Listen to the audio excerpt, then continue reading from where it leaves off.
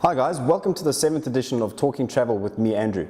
As you know, this is a weekly chat that comes out every Monday, and we look at some of the logistics around traveling in Southern Africa, some of the tips for you guys, and also answering your questions and ideas for future episodes.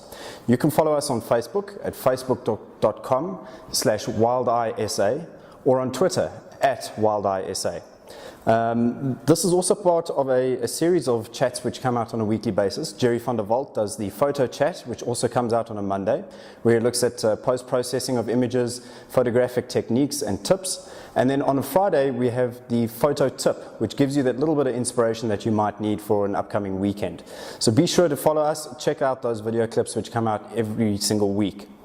This week on the blog, we focused a little bit on the Botswana green season.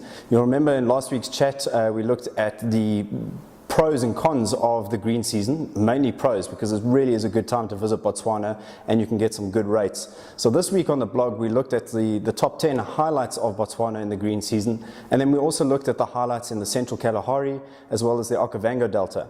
Next week on the blog, we'll have some of the highlights from the Linyanti and Savuti regions of the Botswana region. You'll also notice on the blog, we've launched our TGIF weekend specials. So these are last minute specials that you can get away, booking within 7 days at a fantastic rate. So you get to stay at some of the 5-star luxury lodges at a fraction of the cost. So be sure to check those out. Those will be coming out every single Tuesday. So if you feel a need for a impulse getaway to the bush, keep an eye on those TGIF weekend specials. This week in industry news, Umlani Bush Camp in the Timbavati. We've been talking quite a bit about the Timbavati, and you'll see in the feature today that we're going to be continuing with that. They've got some fantastic specials on at the moment. There's a Stay 3, Pay 2 special during the peak season, which is really good value for money. Then there's the same Stay 3, Pay 2 special during the off season, but they've also got a Stay 6, Pay 4 special, which is fantastic. So definitely one to keep an eye on. They also include in those rates return transfers on a scheduled transfer from OR Tambo all the way through to the lodge itself. So that's really good value for money. Those specials will be loaded onto the website shortly as well. Then, if you'll remember from last week, Deb Weston from California gave us a great idea. She asked where the best places to go and see specific animals in South Africa would be. So this week, if you've been following us on Facebook, we've done a number of polls each day to look at different species and finding out where you guys think the best places to go and view these animals are. Got some very interesting results, and in choosing the species we looked at possibly some of the more desirable species to see, but the more cryptic species which you don't see that often. Things like lions and elephants and white rhino are fairly common in most of the reserves and in Kruger National Park and those sort of places. So we started to look at species like leopard, wild dog, black rhino, and cheetah, which are highly desirable species but are not always that easy to find. So in this week's feature, we're going to look at 2 of these species because of the amount that we've got to get through on each of them.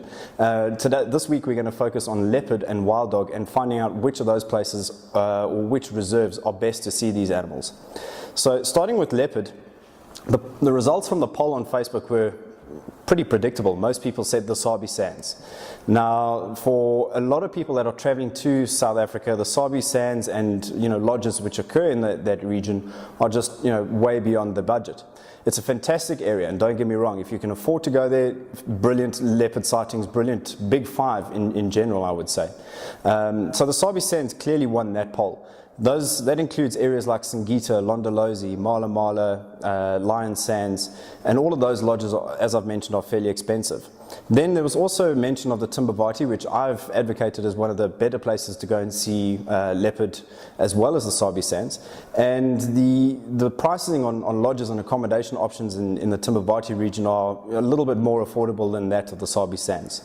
Then also looking at national parks, places where you can go and just make use of a self-drive facility and stay in park sport accommodation. Kruger National Park is obviously one of the better places to go and see leopard. A big thanks to Villiers for his advice.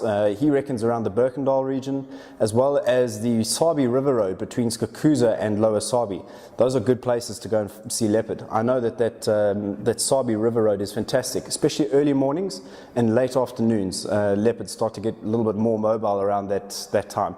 So if you're the first one out of the camp and you head along those roads, along the riverine areas, you've got a fairly good chance of seeing leopard. Last year I took a group through there and we had a fantastic sighting of a female with 3 youngsters about 20-30 meters off the road in a tree with a kill. So you don't need to spend big bucks to see these animals. You can strike it lucky and go to one of the national parks and come right with your sightings there. Then wild dog. This poll was also quite interesting. Madikwe took this one by a clear mile, but there were some very interesting comments and discussions around this. So I think Madikwe probably has a reputation as being the reserve in South Africa to go and view wild dogs. For a number of years, the dogs were denning right outside one of the lodges there, which gave fantastic opportunities to go and view the pups out on morning drives, and they were seen regularly out and about around the lodge.